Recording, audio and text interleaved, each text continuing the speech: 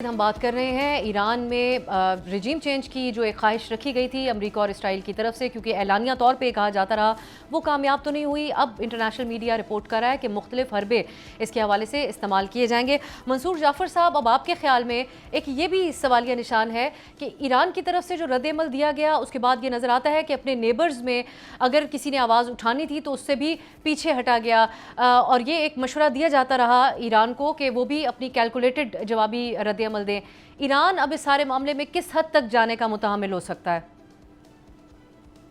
देखिए जी, ईरान ने जो मैं समझता हूँ एक ख़ास तौर पे जो पाकिस्तान के ताउन से जो एक एफर्ट की गई, जिसमें सऊदी अरब को एक लिहाज से एग्जम्पशन या इस्तिस्ना इन हमलों के हवाले से दिलाने की कोशिश की गई, जिसको प्रोविजनली जो है या कंडीशनली ईरान ने भी एक्सेप्ट किया।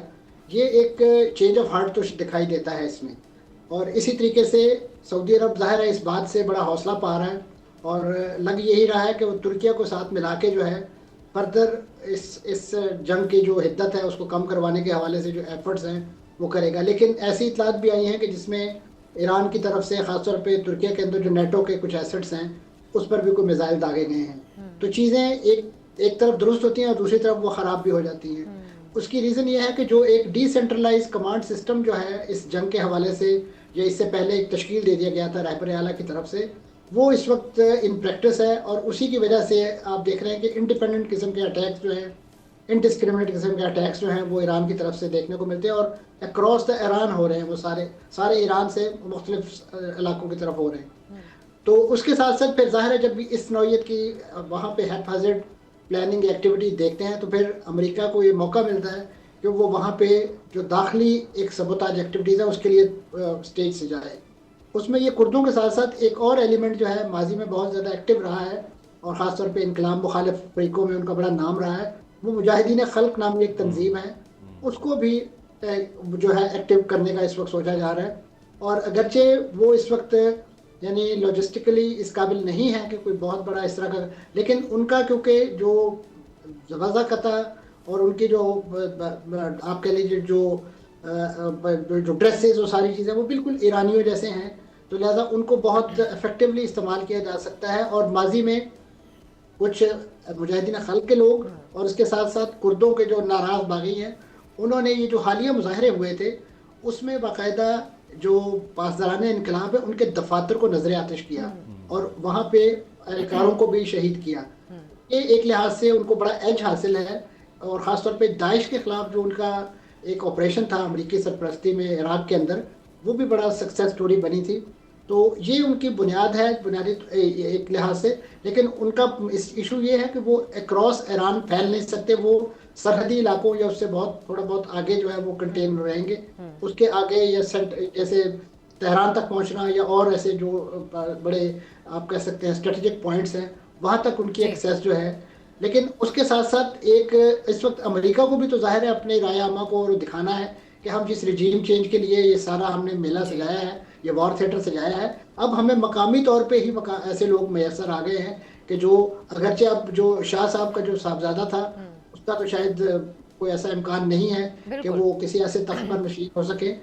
और ये इस नौइयत के बोधे इकदाम और इस नौइयत की एक्टिविटीज़ के ज़रिए अपनी वो जो एक इस वक्त वॉर मॉन्गरिंग है और जो इतना बड़े पैमाने पे बजट लॉस और बिलियन डॉलर जो इस वक्त टैक्स पेयर मनी जो है वो डाउन द ड्रेन जा चुकी है, उसकी जस्टिफिकेशन के लिए मैं समझता हूँ इस नौइयत की एक्टिविटीज़ जो है वो की जा रही हैं। लेकिन ये किसी तौर भी कारगर नहीं होंगी और ख़ास तौर पे इन ग्रुपों को माजी में जितना ब्रूटली ईरानी रजीम जो है या ईरानी हुकूमत जो है वो क्रश करती रही है, उसके बाद तो ये सर उठाने के काबिल नहीं थे। ये तो इसी तरीके से जी आप मुकम्मल कर लें मंसूर साहब। तो ये सर उठाने के काबिल नहीं थे, इनको सिर्फ और सिर्फ इस नौइयत के छोटे मोटे हथियार दे के, मुख्तलिफ नौइयत के लालच दे के और थोड़ा माली ताउन करके इनको जिंदा रखा गया ताकि किसी बुरे वक्त में ये काम आए। लेकिन ये स्ट्रेंथ के एतबार से और दूसरा अपनी आउटरीच के एतबार से कोई अक्रॉस ईरान एक्टिविटी करने के ठीक काबिल है। नहीं है। अब कमर चीमा साहब, अमेरिका के अंदर जो बहस चल रही है उसमें इख्तिलाफ राय ज़रूर है कि अब क्या अमेरिकी फ़ौज को ईरान भेजा जाएगा, जिसको बूट्स ऑन ग्राउंड कहते हैं। क्या आपको लगता है कि इस तरफ मामला जा सकता है, और पाकिस्तान की पोजीशन जो है अभी तक इस मामले के ऊपर, क्या वो पाकिस्तान बरकरार रख सकेगा, या इस सूरत हाल के अंदर पाकिस्तान को भी शामिल होना पड़ेगा इस जंग के अंदर, क्योंकि हमारा एक डिफेंस पैक्ट भी है जिसका जिक्र उसने इसहाक डार साहब ने किया सऊदी अरब के साथ। सो आपको अब आगे पाकिस्तान की पोजीशन के हवाले से क्या नज़र आता है, और अमेरिका का क्या फैसला होगा ईरान में फ़ौज भेजने के हवाले से?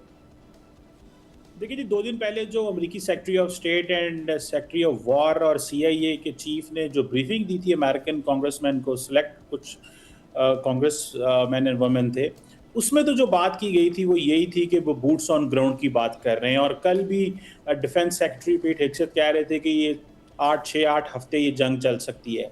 तो ये जंग तो लंबी है एज पर उनके ख्याल से। तो अगर ये जंग लंबी है तो वो फिर क्या करना चाहते हैं? यहाँ तो वो कम्प्लीटली एयर जो स्ट्राइक्स करते रहेंगे, इंफ्रास्ट्रक्चर तबाह करते रहेंगे, वो पुलिस के ऊपर भी हमले कर रहे हैं, स्टेशंस के ऊपर, ताकि लोग बाहर निकलें और लोगों को इनकरेज कर रहे हैं। लेकिन प्रॉब्लम ये उनको आ रहा है कि ना तो वो कोई ऑल्टरनेट वहाँ से लीडरशिप तैयार कर पा रहे हैं, ना कोई है, ना लोग बाहर निकल रहे हैं। अब ये नॉन स्टेट एक्टर्स और कुर्दिश वाला जो एलिमेंट लेके आ रहे हैं, ये किस हद तक कामयाब होता है? क्योंकि ईरान की कौन सी थोड़ी फोर्स है, 6-7 लाख की उनकी फौज है, ग्राउंड फोर्सेस भी उनकी वो है, तो वो लड़ भी सकते हैं। ऊपर से ये कवर देते रहेंगे। तो मेरा ख्याल है कि ये बात जो की जा रही है ना, कि ये वॉर विदाउट स्ट्रैटेजी है और इनका नुकसान बहुत ज़्यादा हो रहा है। और जो अब तो सारे के सारे जो अरब ममालिक हैं वो इस दौड़ में लगे हुए हैं कि उनको इंटरसेप्टर्स दिए जाएं, वो नहीं इंटरसेप्ट कर पा रहे, उनके पास जो मटेरियल है वो ख़त्म हो रहा है।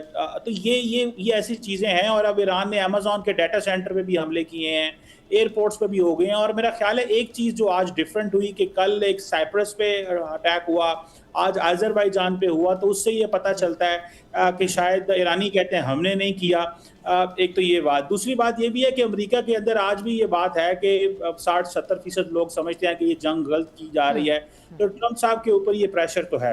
रही बात हमारी, मेरा ख्याल है पाकिस्तान ने बड़ी क्लियर पोजीशन ली है। हम इंटरनेशनल लॉ को सपोर्ट करते हैं और हमने इस जंग को कंडेम किया। और लेकिन एज लॉन्ग एज सऊदी अरब पे हमला कॉन्टीन्यूसली नहीं किए जाते, सऊदी अरब की सॉवरेनिटी की वायलेशन नहीं की जाती, तो मेरा ख्याल है चीज़ें जो हैं वो बेहतर रहेंगी।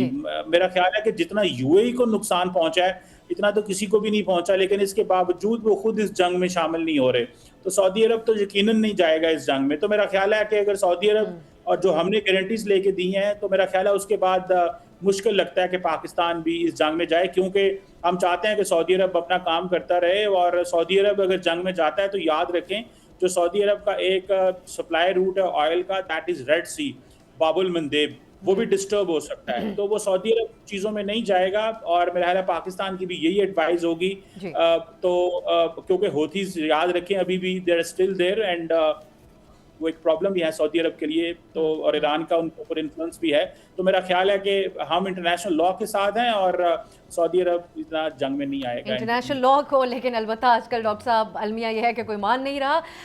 एहसान, इस मामले पे आपका आखिरी कमेंट क्या होगा? अमेरिका के अंदर लोग भी तकसीम हैं, जो खबरें हैं न्यूयॉर्क टाइम्स का सर्वे अगर हम देख लें उसके अंदर, क्योंकि ट्रंप ये वादा करके आए थे कि वो जंगें ख़त्म करेंगे, लेकिन उसमें पॉलिसी मेकर्स में भी और जो उनके अहम कारिंदे हैं सदर ट्रंप के, जो अहम पोजीशंस के ऊपर बैठे हुए लोग हैं, सेक्रेटरी ऑफ स्टेट हों या सेक्रेटरी ऑफ वॉर, उनमें भी तकसीम है अफवाज ईरान भेजने के हवाले से।